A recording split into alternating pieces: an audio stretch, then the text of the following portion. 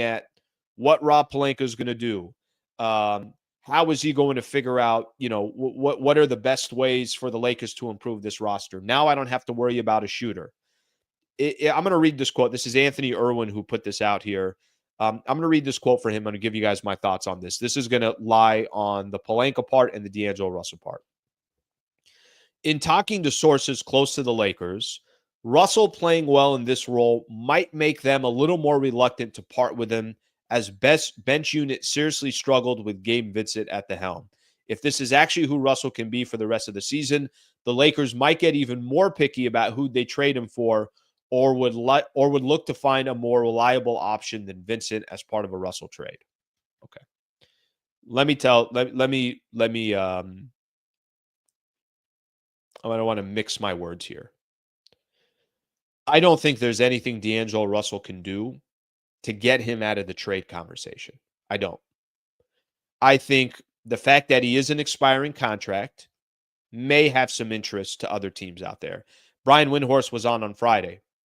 I asked Brian, what's his trade value in the market? There isn't value. His value is he's going to be a commodity because his contract is coming to an end. He's going to be a commodity because the Lakers have a couple first rounders that they can throw in there, and they want draft compensation in order to take a guy like D'Angelo Russell, and they're kind of building for the future, I guess you can call it. I think, what was it, a week and a half ago, 2 weeks ago, I had Trevor Lane on. Trevor Lane, Lakers Nation. Do you think D'Angelo Russell will be a Laker by the time the trade deadline is done? Before I could complete my sentence, Trevor Lane's like, no, he's not going to be a Laker. Listen, I don't know how much this changes the narrative now that you got a player in Connect that could potentially be your starter. You got now D'Angelo Russell can help the second unit.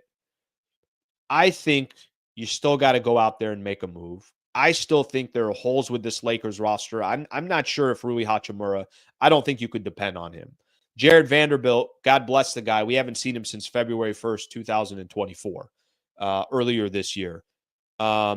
You need more players that you can rely on, and I still think D'Lo's going to be traded. I still think D'Lo's going to be used as a chip, and I still think it's the responsibility of Rob Pelinka in the front office to say, listen, we might have got lucky with Dalton Connect. He might have checked the box that we didn't know was going to get checked this year, this early in the season, but there are other areas to this Lakers roster that you got to compare yourself. How far are you away from the Thunder? How far are you away from the Celtics? How far are you from the Cavs, who whooped your ass in that game against Cleveland, early in the season, game 4, game 5, or whenever that was? That's the question Rob Pelinka's got to be asking himself. It's not just necessarily, well, I think we can hold on. I think we could be top 4, top 5 in the Western Conference. That's great. But where are you if the playoffs started today? What's that going to look like? How do you match up against Minnesota? Do you like your matchup against the Denver Nuggets? And that's why I think they still got to be ultra aggressive come trade deadline. And I'm just not buying this whole, well, because D'Lo's coming off the bench and because he's, accepting that role, he's less likely to be traded. I'm not buying that. Maybe you guys are, but that's not coming from me. Or that's not how I look at it. All right, let's read some of these comments here. Mike Lopez, would you give D'Lo an extension if he's willing to stay with the second unit? No, I'm not. I'd play it out with D'Lo. That's what I would do. I'd play it out with D'Lo, or very simply put, I'm gonna try to shop the guy. Listen, I got these 2 picks that I can dangle around. You're not going to get this lucky again where you just happen to get Dalton Connect with the number 17 pick. Now is literally the time to be aggressive. And I don't think anybody is going to want to hear it. Let me tell you who doesn't want to hear it. What I don't want to hear, and I don't think Laker fans should be okay with this as well, nobody is going to sit there and accept the fact, well, you can't buy a home that's not for sale. Well, go get a better interest rate, okay? Move more inland. All right? There's a way to buy a home. Maybe you got to move out of the state.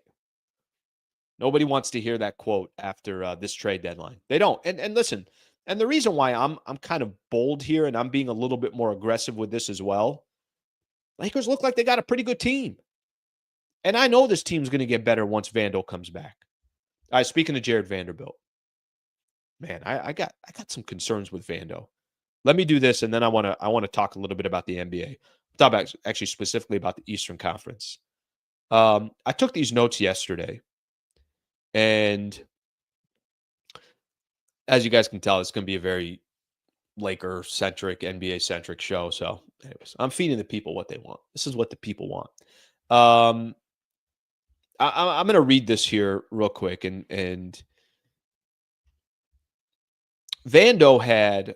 I think Vando can really help this Lakers team. I really do. And by the way, this is kind of a side note here, but I want to give credit towards it. I give credit towards Cam Reddish. I know a lot of people aren't going to talk about Cam Reddish. I know a lot of people, they don't care about his game and everything else. I appreciate what Cam has done over these since he kind of got an opportunity to get off the pine and he's got thrown into the starting lineup. I think JJ Redick is basically, he's rewarded him with, we don't need you to score. They kept saying this on the starting in the broadcast yesterday. I love listening to them. Billy Mack and Stu Lance. Known those guys for a number of years. Really respect what they do with the broadcast. But I love what they did yesterday. Yesterday, they kept going out of their way saying, look at all the starters. Everybody's in double figures. Everybody's over 17 points, blah, blah, blah, except Cam Reddish. And then Stu would go out of his way and be like, and he's playing his role perfectly. And this is exactly what Cam Reddish is supposed to be doing. And you should compliment Cam Reddish for always being, an on-ball defender and getting his hand in the passing lane and trying to do this, trying to do that. You got to have guys on your team that's their specialty. That's Jared Vanderbilt's specialty. And we have not been getting an update from JJ Redick in regards to Jared Vanderbilt. I don't know what that means. When we got the Christian Wood update that he's going to be out for, I think 4 weeks, he's going to get reevaluated, something along those lines. He had a setback. Somebody asked, what about Vando? And he said, no update.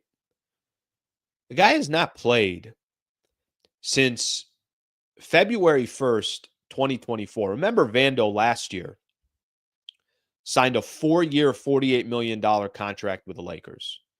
I was going through contracts last week, and I'll say, that contract's not a good contract. That one I don't believe in. This one, you're overpaying. And I was looking at guys like Gabe Vincent, guys like, who else was on there? Rui, I think, is another good example.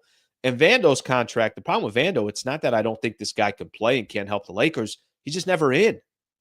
He's never in. This is a little bit old, but this is kind of what happened with Vando over the course of the last month or a course of the last year, let's call it. And I guess my question is can we depend on Jared Vanderbilt? I guess the good news is it's only November 20th, but damn, I feel like we've been talking about Vando coming back for 3 years. That's how long it's felt like. Dave McMenamin had reported this in the offseason. So last year was the right foot causing a miss most of the season last year. That was the loss, or that was the win that the Lakers had against the Boston Celtics. So in the offseason, right foot, midfoot issue, he gets it taken care of. And then Dave McMenamin had a quote. So as long as we're going in, you're going to be off your feet anyway. Let's go look at the left foot. And there was a bone spur in there as well. So he had both of those taken care of. There is no report, nothing out there of when Vando returns. Nothing. Like I've been looking, and obviously all these beat reporters and everybody else, they would be on top of it if anything happens. But I don't know when this guy is going to come back. I would just tell you the good news is, and I'll use Cam Reddish as an example. When he does come back, you got a couple pretty decent defenders now that you can use very strategically. And whether Vando comes in the starting lineup, now, I don't know. We'll worry about that once he does come back. But it's been crazy to just kind of watch this all unfold with Vando, and he's still not a Los Angeles Laker. Every time I see that guy, I'm watching him 100%. I'm just watching him inside of or on the sidelines, just sitting there and, obviously just being a cheerleader. He can't do anything more, just being a cheerleader. All right, let's take a look at some of these chats here, and then I want to get into the NBA.